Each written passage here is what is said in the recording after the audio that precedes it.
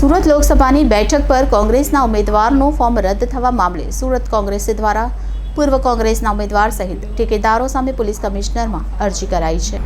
આવતીકાલે ગુજરાતમાં લોકસભા ચૂંટણી માટેનું મતદાન થવાનું છે, ત્યારે મતદાન પહેલા જ ભાજપે સુરતની બેઠક જીતી લીધી છે। ભાજપના મુકેશ દલાલ બિનહરીફ જાહેર થયા હતા। ચૂંટણી અધિકારીએ સુરત લોકસભા બેઠક પરના કોંગ્રેસના ઉમેદવાર નિલેશ કુંભાણીનું ફોર્મ રદ કર્યું હતું।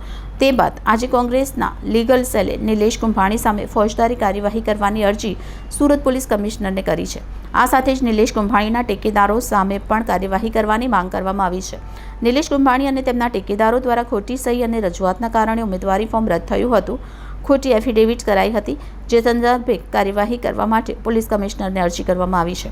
સુરતના કોંગ્રેસના ઉમેદવાર નિલેશ કુંભાણી ઉપર ફોજદારી કાર્યવાહી કરવા માટે કોંગ્રેસ લીગલ સેલે પોલીસ કમિશનરને અરજી આપી છે। નિલેશ કુંભાણી સાથે તેમના ઠેકેદારો સામે કાર્યવાહી કરવામાં આવે તેવી માંગ કરવામાં આવી છે।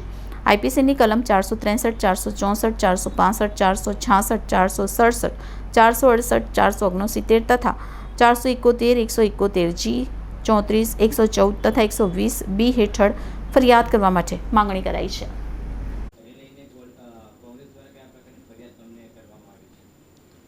અમે જે રીતે બાત કરી જોઈએ કે જો બી ફરિયાદો થઈ હતી એના માટે જો તપાસો થતા હતા, તપાસ ચાલુ છે અને આ દિશામાં અને જે રીતે કલેક્ટરશ્રીએ વાત કરી કે જે રીતેના એક્શનના બાદ છે આગળના સમયમાં જે રીતે ગાઈડલાઇન્સ મળશે ECIના આ હિસાબથી કાર્યવાહી થશે।